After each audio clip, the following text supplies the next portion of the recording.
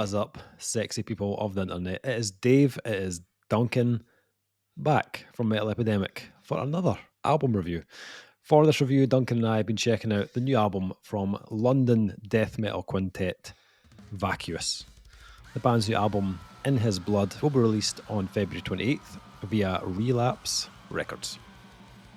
So, formed in 2020, Vacuous have returned with Wrong time to form a band. Formed and then right into COVID. Yeah, basically. Back with album number 2, which follows up 2022's Dreams of Dysphoria. Speaking about the new album, guitarist Michael Brodsky shares, "We put a lot of ourselves into In His Blood. Our goal was to put in our personal influences from different genres of music, blending everything together and pushing it all to the extreme in a very bold way. It's raw, organic, unhinged, and at times very imperfect, but feels like our most personal and honest music to date, which is what death metal is all about, ultimately, to us anyway. We can't wait for everyone to hear it, and couldn't be more excited for the legendary Relapse Records to be releasing it. We've talked about having different influences, and it felt like a bit of a dare to push things further. Back in death metal's formative days, with bands like Autopsy, Obituary, Incantation, none of those bands sounded like each other. They were just pushing their collective influences together to the extreme. I think we are still doing the same thing, just from the point of view of people who grew up in the 2000s. Under the overarching idea of violence and voyeurism, in the album's lyrics, Joe Chen explores a number of topics, including horror films, serial killers, school shootings, toxic masculinity, and the global North and South divide. The song Contraband is about the 39 Vietnamese migrants who were suffocated in a lorry trying to come over to England, Joe says. It was such a tragedy, but it was blink and you miss it. News today and gone tomorrow.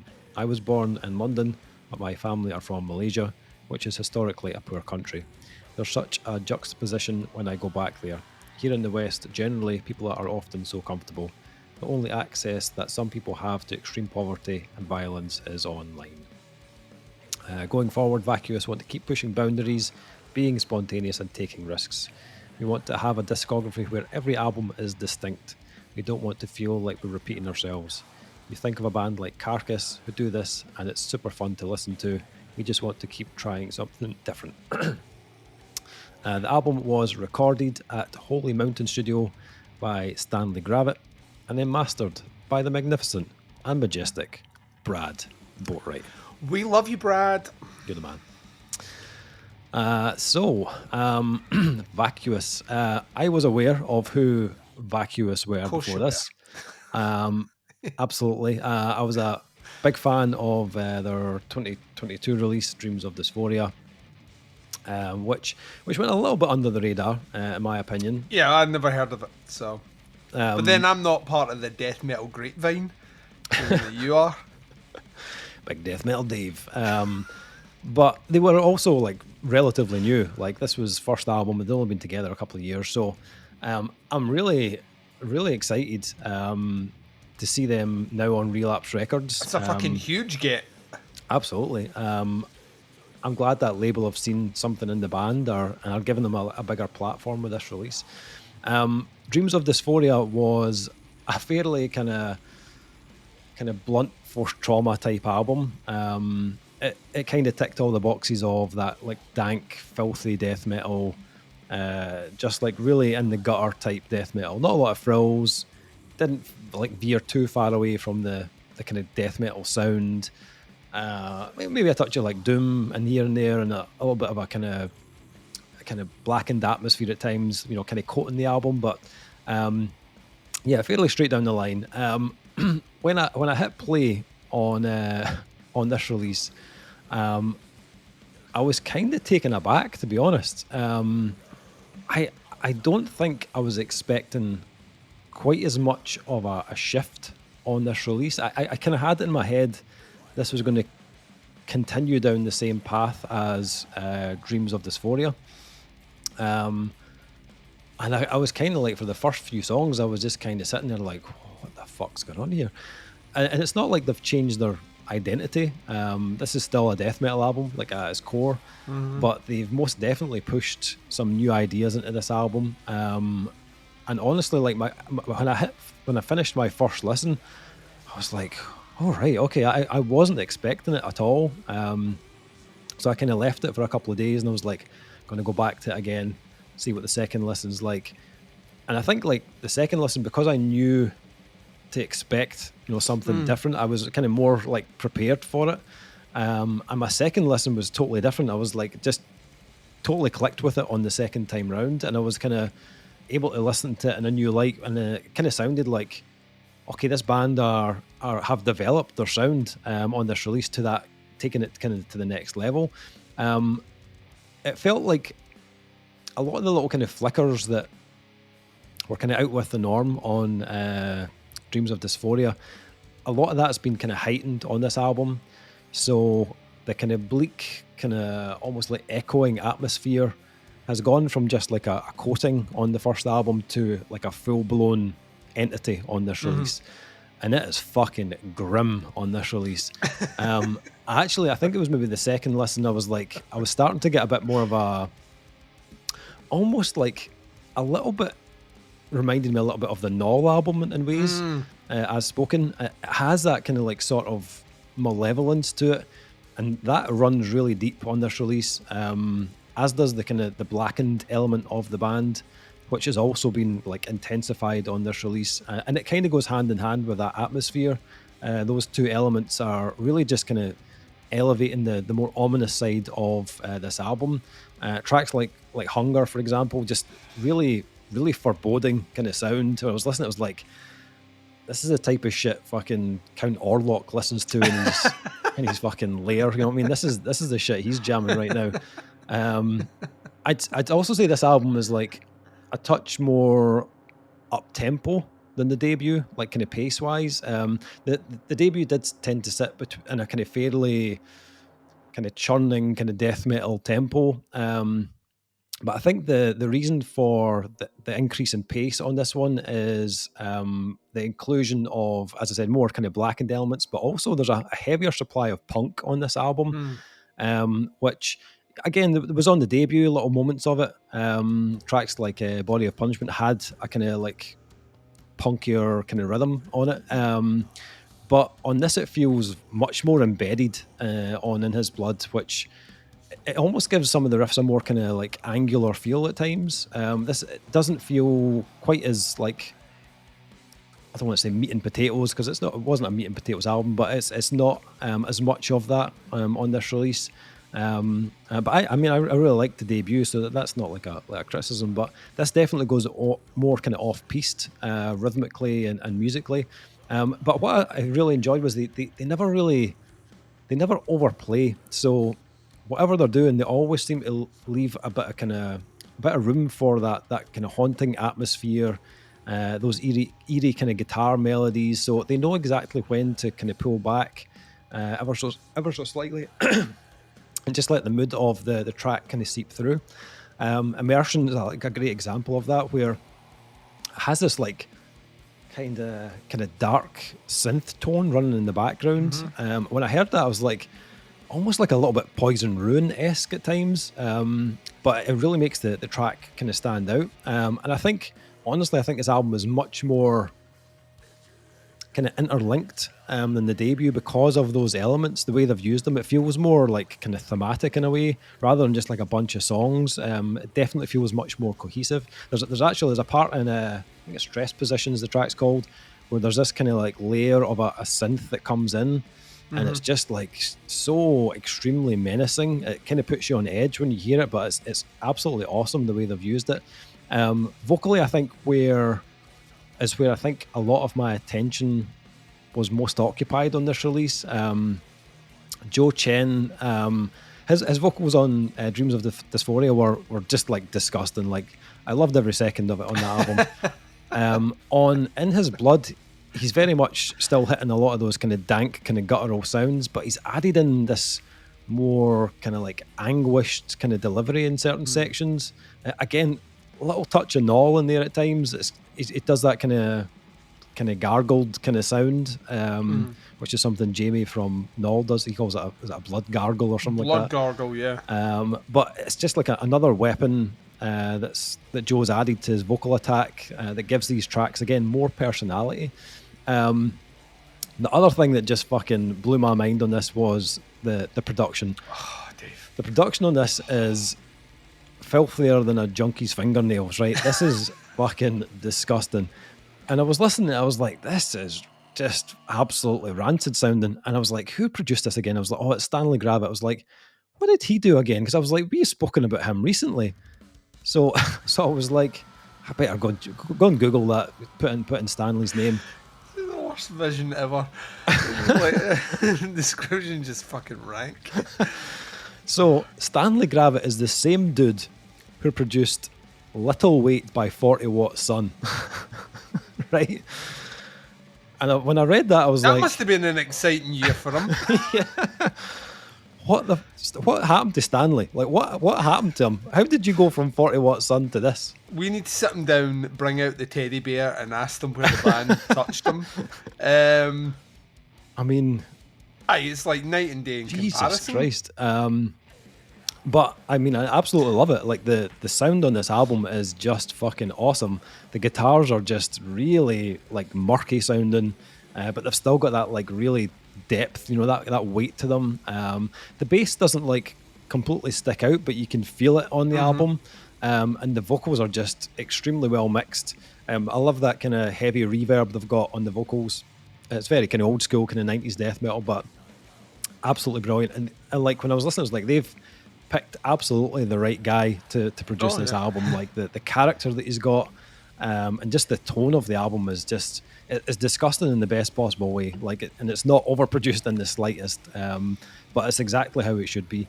Yeah, like, this is really exciting because I really enjoyed the previous album, but I think they've kind of stepped it up on this one. It took me a minute just to adjust to the changes. The first like 3-4 tracks, I was like, okay, this is a little bit different to what I was expecting, but I've spun this album about 7 or 8 times now, and I do think it's an improvement on the debut. So I'm really excited to see what they do going forward, knowing that like they're going to continue to do something different on each release. And I hope it's still with Relapse because it's a perfect fit for this band, 100%. What about yourself? What do you think? The lesser of the death metal duo here. What did you make of Vacuous's second album? So I wasn't aware of Vacuous at all. So I wasn't aware of them going through changes. Okay. Or the fact that when you sat down and listened to the album, there was changes. Okay. I didn't have any of that, right? Right, okay. To me, this was, and from looking at the cover artwork, once again, I don't do the PR, I don't read the PR, I don't do the homework Dave does in terms of listening to previous releases. So if I've never heard of your band before and you were 17 albums in, this is the first time we're doing this dance. Luckily for me, this is only the second time, so pleading ignorance, having not checked out the previous release, which was only out, 2 years ago, does not make me a complete cunt. However, looking at the artwork, I was like that, oh, death metal, right, Dave's picked a death metal album. It has been but a minute since Dave. It's been a wee while since we did just like death metal, and you never know what you're going to get with Dave when it comes to death metal, because Dave is a lover of all death metal. Whilst I am a lover of some death metal. There's a particular swim lane that I quite like, and stuff that gets too techie, bit wanky, is not for me. However, we found that my groove is in the heart, Dave. And I'm just referencing everything now. My groove is specifically in that kind of older school, kind of throwback death metal is what I would call it. I'm not even going to say traditional. It's just bands that wear that kind of old school death metal on their sleeve. I was incredibly excited about 10 seconds in to hit and play of the title track, and his blood pressure was like that. All right, this is old school. This is like yes. And that lasted about 30 seconds, and I was like, this is old school, but there's something new here. And it was all the mix. The beauty of what Vacuous have done on this album is they have delivered a death metal album which, whilst completely stays true to its roots, is taking so much influences that are now kind of modern components of death metal, but weren't components then, and almost scuffing them up to make them fit. Like, if you think of like 90s death metal didn't really cross with black metal. There was occasional band that maybe like swung into it or brought an influence. Nowadays, like, black and death metal is a genre. You know what I mean? Like, there are bands who are like that. We are a death metal band, but our singer is a black metal vocalist. Or, you know, like that's just a normal thing now. Yeah. So to kind of bring that into a kind of retro sound is just not something that's commonly done. The punk thing was always there, like death metal and punk, because of their ferocity, their kind of upfront cunt nature. Kind of, there is crossover there, just that fuck you attitude. Yeah. But even the way they brought it in here doesn't feel like how it would have been done in the 90s. Like I feel like they put like a fresh spin on it while still making it sound tradish. Yeah. You've already touched on a couple of the big talking points for me. To me, this album is dripping in atmosphere, which I kind of love. The lead work has this kind of sinister, ominous tone. The very sparse use of synths is fucking incredible. Even on tracks like, I think it was Immersion, which is the second to last track, there's kind of audio, like spoken word samples that come in. I think it's like a female voice. It's really kind of haunting, and it's not done anywhere else on the album, and as a result, coupled with the synth part that plays on that, it just stands out, and being the kind of precursor to the longest track on the album, No Longer Human, it makes it kind of feel like you're building into something important, which No Longer Human is the track that I think shows the band like deliver so much in 6 minutes that could, you know, like they could have had this all the way through the album, these quieter moments. Yeah. Like I think you hit the nail on the head with the Null influence, specifically in the vocals. Totally fucking works here. Like I feel anguish in the delivery. I feel purpose and anguish all the way through it. And production, oh my word. It has a kind of raw, like late 90s, early 2000s death metal feel. I kind of like everything about it. It's not overdone at all. And the bass is there, but the bass isn't punishingly there. Yeah. It's there just like lifting everything up and keeping everyone honest. The guitars are really well done. You mentioned Poison Rune. I hadn't even thought about that, but yeah, like on tracks like Contraband, for example, there is that kind of scuffy Poison Rune sort of vibe going on there, and it really works. Had you asked me where they were from in the world, I would have said America. Like, to me, they sound like an American band, so I'm even more excited to find out they're UK based.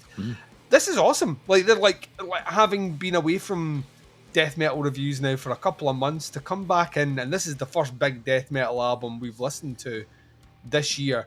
Totally fits with Relapse. That vibe and that sound that they have is like the Relapse sound. Yeah, like Relapse tend to go with kind of sludgy, danky sounding bands anyway. I know they do a lot of kind of industrial stuff and all the rest now, but traditionally the roots were that.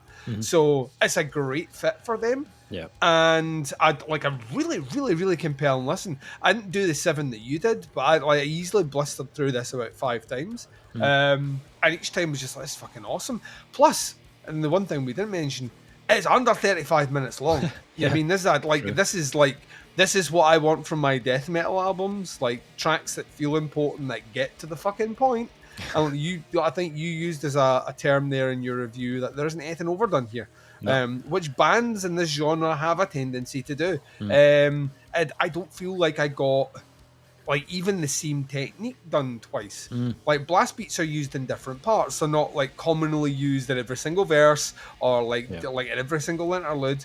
The build-ups are different. Even the places that they put the clean or the lead works are completely different, and that kind of sparse use of synths is almost strategically placed in the album, and like no 2 songs back to back have them, and you get like a dabble of it at the start, a little bit in the middle, and some at the end. So like everything about this just feels much more measured than your average death metal band would bring to the equation. If they were going to put synths in, it'd be all the way through the album, or only in the intro just to fucking piss me off.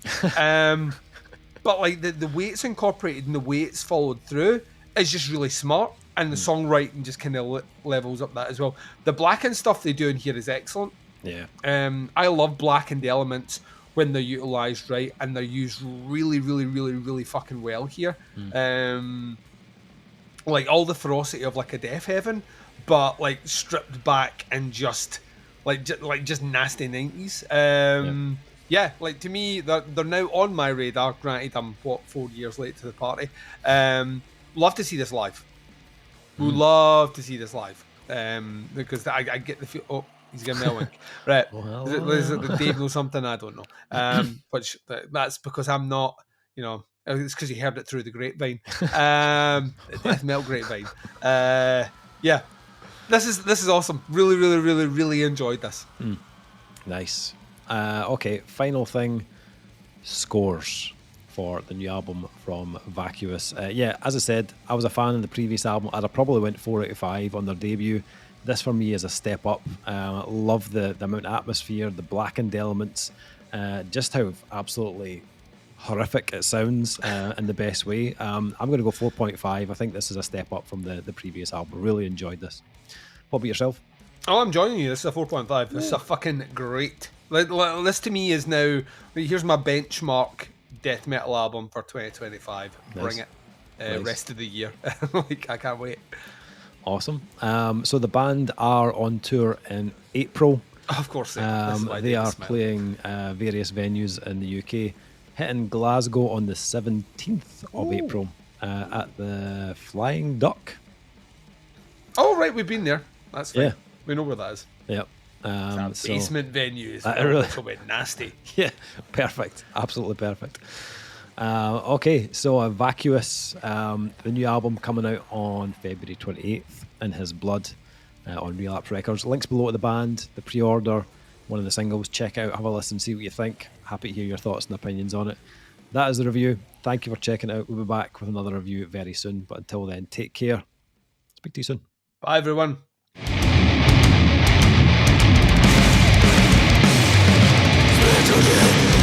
Flesh, turns to smoke.